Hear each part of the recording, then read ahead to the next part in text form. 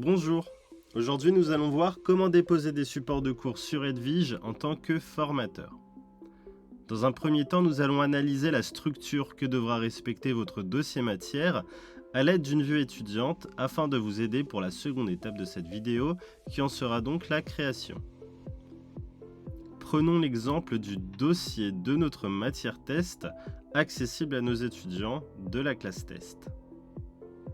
Pour avoir accès aux documents de la matière test, l'étudiant devra se rendre sur la page des documents et cliquer sur le dossier qui lui correspond. Par exemple ici, nous voyons que la matière affectée à ce dossier est la matière test. Le nom du dossier nous l'indique aussi. Une fois qu'il a cliqué dessus, le dossier se présente de cette manière. En haut sera affiché les documents affectés au dossier parent. En dessous apparaissent les dossiers enfants de ce dossier parent. En cliquant sur un dossier enfant, il pourra alors naturellement accéder aux documents de ce dossier. Passons maintenant à la création du dossier parent et du dossier enfant.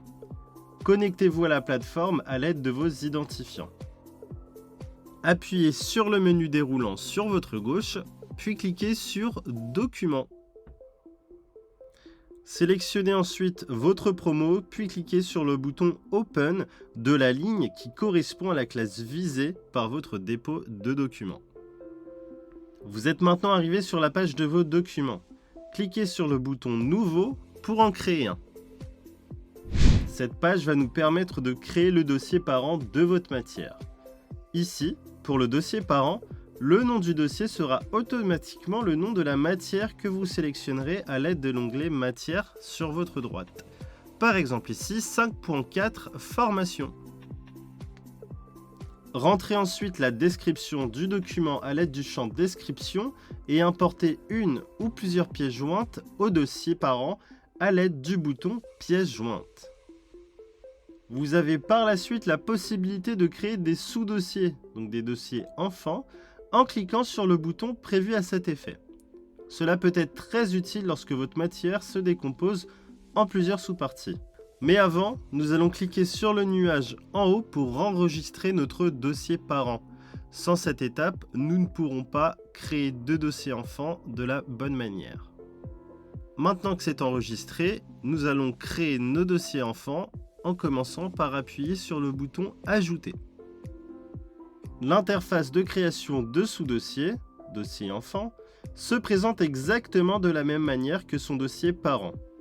Vu qu'il s'agit d'un dossier enfant, contrairement au dossier parent, vous avez la possibilité de choisir son nom en le rentrant à l'aide du champ Name.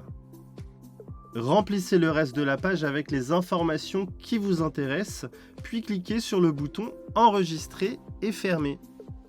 Enfin, dernière étape importante, cliquez une nouvelle fois sur le nuage en haut pour enregistrer votre saisie.